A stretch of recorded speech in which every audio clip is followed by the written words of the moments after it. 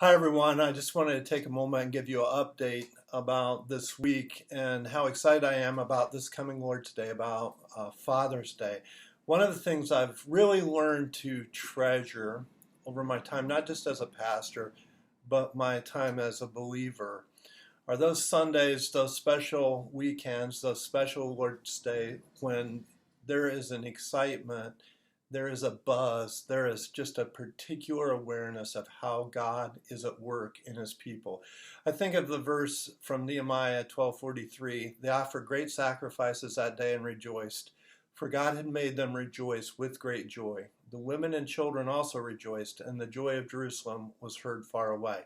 We're going to have one of those kinds of Sundays this coming Sunday. God is just so clearly at work in our church. The highlight is going to be a baptism service. We have at least 10 people scheduled to be baptized, and wonderful stories of how God is at work saving people by his grace. And so you want to make sure that you're here by 9:50 for that. We have a different schedule. First service at 9. We'll end that one a little bit early. Baptism service at 10 o'clock, and then the second service at 10:30. But listen, don't miss this weekend for the baptism service. I think we're also aware that the Lord is really at work with our teenagers. They've just gotten back from a missions trip, a number of them, and some of our leaders, and they have a lot of excitement about helping a church plant. But in addition, this summer, they're working to study apologetics. That is, the big questions that we have about life. They're using Tim Keller's material, The Reason for God.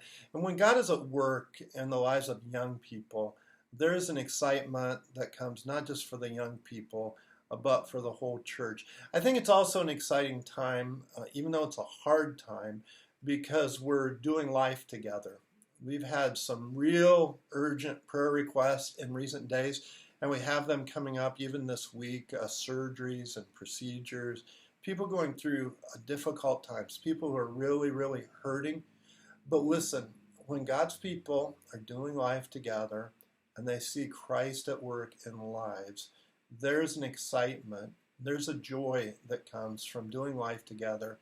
It'll be like Nehemiah 12:43, the joy of Jerusalem was heard far away.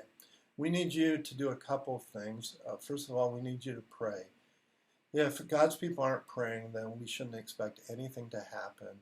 And I'm just asking that there would be a tremendous energy and joy in celebrating this weekend as we baptize people on the Lord's Day on Sunday and enjoy that time.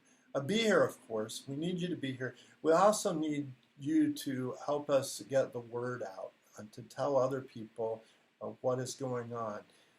Don't forget, it's just so simple to invite someone to church, to say, would you be my guest at church? I'd love for you to sit with me. So pray, be here, and appreciate that this is a special time of God's blessing in our church.